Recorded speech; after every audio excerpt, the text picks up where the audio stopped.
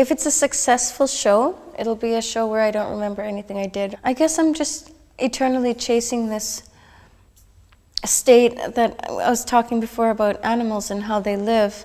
I think that as humans and our silly way of living, we only very rarely get to experience this time where we're in our bodies. I feel it. I feel it sometimes when painting, when I was giving birth, having an orgasm. You know, like all these these things. Like when you're completely in your body, I think that's when your mind is the freest, and you can free yourself of your thoughts. And yeah, that's what I'm chasing. And I think with the singing, that's what I'm chasing too. It's this moment where you forget about these stupid things we worry about all the time. I grew up in a really small town in the north of Canada.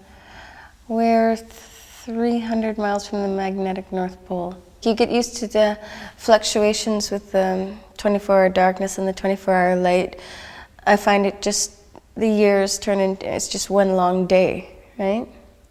And it changes your metabolism, it changes your skin, and the cold, I really miss the cold. My culture and the land is carried forever around in my heart. You know, like I wake up, the first thing I think about every morning is being in that vast madness, you know, this crazy darkness and the snow, and you know, I think about that every day. That's what's coming out in the singing, yeah.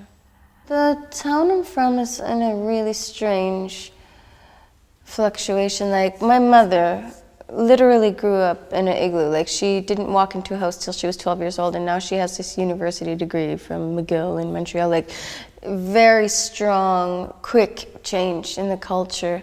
And I think that's part of what my singing represents. Is when I was growing up in my town, no one ever did it. And now, you know, all the kids are starting to do it again, just, you know, because it had to be changed, I think, or else it was going to be lost. In my town, anyway.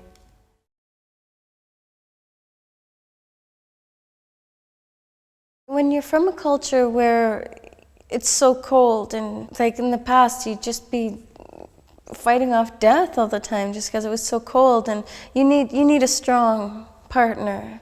You don't need some little thing that, you know, goes shopping and has long nails. You know, like it's a different idea of femininity. The women were so crucial. Like you die because they made all your clothing, and these ladies, they can sew like waterproof. They can make things waterproof with their fine stitching and stuff like this, right? So they'd make the whole tents, and they'd make all the clothing, and the men would risk their lives to go out in the cold and hunt. So I think that women just had more time to be alone together.